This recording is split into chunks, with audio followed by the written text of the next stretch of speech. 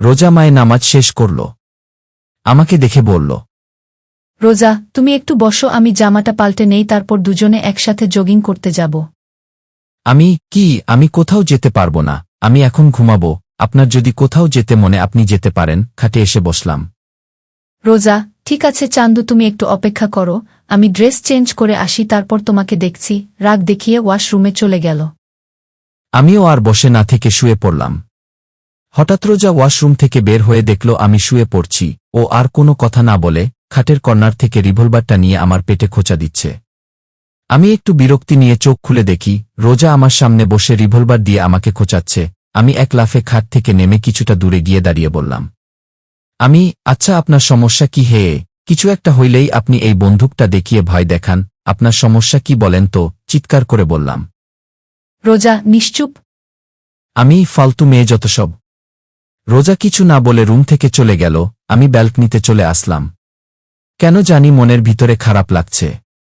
মেয়েটাকে একটু বেশিই বলে ফেলেছি মনে হয়। ব্যালকনিতে বসে এগুলো ভাবছিলাম, হঠাৎ রোজা আমার পাশে এসে বসল। আমি অদ্ভুত দৃষ্টিতে ওর দিকে তাকিয়ে আছি, কারণ কিছুক্ষণ আগে আমি এই মেয়েকে এত কথা বললাম, আর এই মেয়ে এখন হাসি খুশি হয়ে আমার পাশে বসে কফি খাচ্ছে। আমাকে এইভাবে ওর দিকে তাকিয়ে থাকতে দেখে রোজা ওর কফির মগটা আমার দিকে বাড়িয়ে দিল। রোজা, নেও তাড়াতাড়ি কফিটা খেয়ে নাও, না হলে ঠান্ডা হয়ে যাবে। আমার এখন কফি খাওয়ার মুড নেই। রোজা, ওই তোরে খাইতে কইছি না, তুই আমার উপরে আবার কথা বলছো কেন? না মানে। রোজা, ওই কি না মানে, কফি খাবি নাকি গুলি খাবি? আমি কিছু না বলে রোজার হাত থেকে কফির মগটা নিয়ে নিলাম। রোজা মুচকি হেসে বলল, রোজা, আমার সোনাটা। আমি কিছু না বলে কফি খাচ্ছি।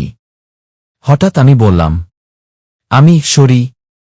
রোজা কিসের জন্য অদ্ভুত দৃষ্টিতে তাকিয়ে বলল। না মানে, কিছুক্ষণ আগে তোমার সাথে খারাপ ব্যবহার করেছিলাম তাই সরি।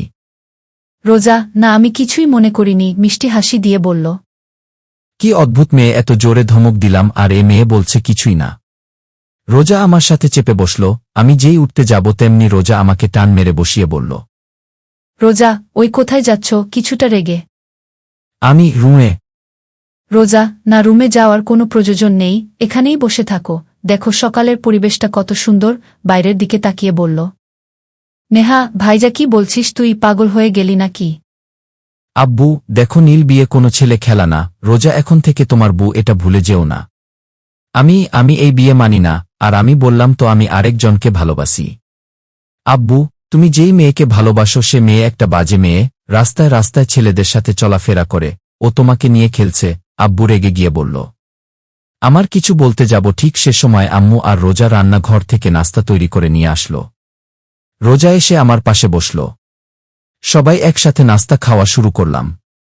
সবাই কথা বলতাছে কিন্তু আমি কোনো কথা বলতেছি না, কারণ আমার তাদের সাথে কথা বলার কোনো মুড নাই। তাই আমি আমার মতো খেয়ে বাইরে চলে আসলাম। আমি আড্ডাখানায় আসতেই